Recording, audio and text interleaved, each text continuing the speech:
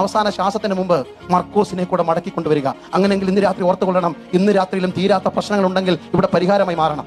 ആവേശത്തോടെ കൈയടിക്കുന്ന, ആവേശത്തോടെ കൈയുയർത്തുന്ന, അന്യഭാഷ ചറവറ പറയുന്ന, പ്രസംഗം നിർത്താതെ പ്രസംഗിക്കുന്ന, എന്നോടും നിങ്ങളോടും ആത്മാവിൽ ദൂത് പറയുന്നു. ആരോടെങ്കിലും വിരോധം വിദ്വേഷമുണ്ടെങ്കിൽ കാലിൽ മരണക്കിടക്കിയുടെ നീളം അറിയാത്തത് കൊണ്ടും നാഴി അറിയാത്തത് കൊണ്ടും ഇന്ന് രാത്രി മടക്കിക്കൊണ്ടുവരേണ്ടതെല്ലാം മടക്കിക്കൊണ്ടുവരണം. നിരക്കേണ്ടത് നിരക്കണം, അല്ല ക്രമീകരിക്കേണ്ടത് ക്രമീകരിക്കണം, വിട്ടുമാറേണ്ടത് വിട്ടുമാറണം, ചേർക്കേണ്ടത് ചേർക്കണം.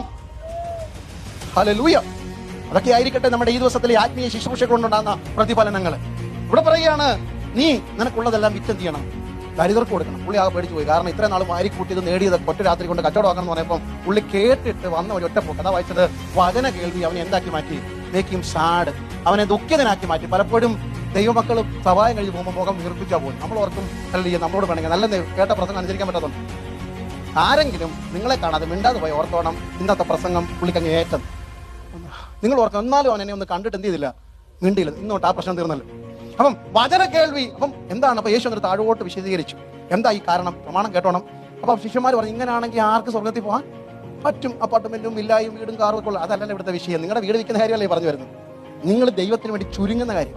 അപ്പൊ യേശു പറഞ്ഞു, അങ്ങനെയാണെങ്കിൽ ശിഷ്യന്മാർ പറഞ്ഞു, ധനവാന്മാർക്ക് അവിടെ പോകാൻ പറ്റത്തില്ല, സ്വർഗത്തിൽ പോകാൻ പറ്റില്ല. അപ്പൊ യേശു രൂപം പറഞ്ഞു, താഴെ കൊണ്ട് വായിക്കാൻ സമയമില്ല, അതിനെക്കാട്ടി എളുപ്പം ഒട്ടകത്തിന് എന്തിനകത്ത് പോകുന്ന. അപ്പം നീ ശ്രദ്ധിച്ച് കേൾക്കണം. അപ്പൊ യേശു ഒരു നിങ്ങളെല്ലാം സൂചി കണ്ടിട്ടുള്ളവരുണ്ട്, എല്ലാവരും. ഞാനൊക്കെ സ്കൂളിൽ പഠിക്കുമ്പോൾ അന്ന് തയ്യലൊക്കെ പഠിക്കുമല്ലോ, നിങ്ങൾ പഠിച്ചോളൂ. പട്ടണം ഇപ്പൊ നമുക്ക് ഇതിന്റെ ആവശ്യമില്ലല്ലോ. ഒരു വസ്ത്രം പോരാങ്കിൽ എന്ത് ചെയ്യണം? അടുത്ത വസ്ത്രം മാറി കിട്ടില്ല. അന്ന് ഇതിലല്ലോ എത്രയോ യൂണിഫോമൊക്കെ 5-6 വർഷമൊക്കെ ഒരു വസ്ത്രം കൊണ്ട് പോയിട്ടുണ്ട്. ഞാൻ പോയിട്ടുണ്ടെന്ന് അഭിമാനത്തോടെ പറയുന്നു. സ്തോത്രമല്ലേ, ദൈവത്തിന്റെ പദ്ധതികളൊക്കെ ഓർത്ത് സ്തോത്രം ചെയ്യും. ഓക്കെ, അപ്പൊ പറയുകയാണ്, ഈ സൂചിയുടെ ഐ ഓഫ് ദ നീഡിൽ എന്ന് പറയുന്ന സൂചിയുടെ കുഴ. ഒട്ടകം എന്ന് പറഞ്ഞു, എനിക്ക് എവിടെ പോകണം? ഇതിനകത്തൂടെ പോകണമെന്ന്. അപ്പം സൂചി പറഞ്ഞു, പറ്റത്തില്ല, നിന്റെ സൈസ് അല്ല എന്റെ സൈസ്. അതുകൊണ്ട് നിനക്ക് അകത്ത് പോകണം എന്നുണ്ടെങ്കിൽ നീ എന്റെ സൈസിലേക്ക് ചുരുങ്ങണം. അതാ സ്വർഗരാജ്യത്തിന്റെ വഴി എന്ന്. യേശു പറഞ്ഞു, സ്വർഗരാജ്യത്തിന്റെ വഴി ഇടുക്കം, ഞെരുക്കം, ചുരുക്കം. ഇതത്ര ദൈവമക്കളെ. അപ്പൊ പക്ഷേ നമ്മൾ എന്ത് ചെയ്തു? സഭയും സംഘടനയൊക്കെ അല്ലെങ്കിൽ ഒട്ടകത്തെ പണക്കാൻ പറ്റുമോ? ഈ ഒട്ടകത്തെ പണക്കിയ പ്രശ്നമായില്ലേ? അതുകൊണ്ട് ഞങ്ങൾ സൂചിയുടെ കൊടയെ അങ്ങ് വലുതാക്കി, ഒട്ടകത്തിന് കയറി പോകാവുന്ന രീതിയിൽ. അന്ന് ആലോചിച്ച് നോക്കി, ഇന്നത്തെ പല പ്രശ്നങ്ങളും ആത്മമണ്ഡലത്തിൽ ഉണ്ടാകുന്ന അധപ്പതനത്തിന്റെ കാരണം ഒട്ടകത്തിന് പോകാൻ പറ്റിയ സൂചി. ദൈവമക്കളെ, സ്വർഗം ആഗ്രഹിക്കുന്നത് സ്വർഗരാജ്യത്തിന്റെ വഴിയിലേക്ക് ഞാൻ ചുരുങ്ങണം, ദൈവം വെച്ചിരിക്കുന്ന പ്രമാണത്തിലേക്ക്. ഹല്ലേലൂയ. ഇന്ന് രാത്രി എത്ര പേർക്ക് വിശ്വാസമുണ്ട്? ദൈവം ആഗ്രഹിക്കുന്ന വചനത്തിന്റെ വിശാലതയിലേക്ക്, വചനത്തിന്റെ പ്രമാണയിലേക്ക് എന്റെ അളവും എന്റെ അതിരും കൊണ്ടുവരുന്നതാ നിത്യതയുടെ പ്രവേശനം. വചനം നിങ്ങളെ ദുഃഖിപ്പിച്ചെങ്കിൽ ഇന്ന് രാത്രി വചനം പുറംകാല് കൊണ്ട് എറിഞ്ഞിട്ട് മടങ്ങി പോകുകയല്ല, വചനത്തിന്റെ സൈസിലേക്ക് വീണിട്ടു. Shrink to the size of the word of God. ദൈവവചനത്തിന്റെ സൈസിലേക്ക് ഞാനും നിങ്ങളും ആയി തീരുന്നതാ കൃപയുടെ പ്രമാണം.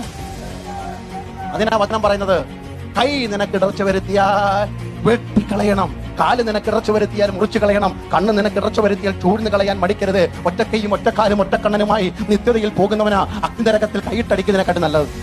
അതിന്റെ അർത്ഥം കാല് മുറിക്കാനോ കൈ മുറിക്കാനല്ല. ഈ പ്രവൃത്തി ദൈവരാജ്യത്തിന് തടസ്സമാണെങ്കിൽ ഇന്ന് ഞാൻ അത് അവസാനിപ്പിക്കുന്നു. ഈ വാക്ക് ദൈവകൃപ ചോർത്തുന്നതാണെങ്കിൽ മേലാൽ ഞാൻ മിണ്ടത്തില്ല. ഈ നടപ്പ് ദൈവകൃപ വിട്ടതാണെങ്കിൽ ഇന്ന് രാത്രി ഞാൻ ആത്മാവിൽ ദൂത് പറയുന്നു, കൃപ വിട്ട ഒരു നടപ്പ് എനിക്ക് വേണ്ട, കൃപ വിട്ട ഒരു സാക്ഷ്യം കളയുന്ന ഒരു പ്രവൃത്തി എനിക്ക് വേണ്ട, ആത്മാവിന് അഭിഷേകത്തിന് അല്ലെ അപമാനം വരുത്തുന്ന ഒരു വാക്ക് എനിക്ക് വേണ്ട, ഒരു നോട്ടം എനിക്ക് വേണ്ട, ചിന്ത വേണ്ട.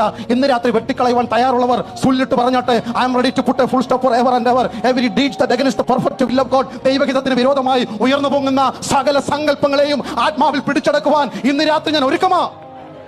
ഹല്ലേലൂയ. ദൈവരാജ്യത്തിന്റെ സൈസിനൊത്ത് നാം വളർന്നോണം.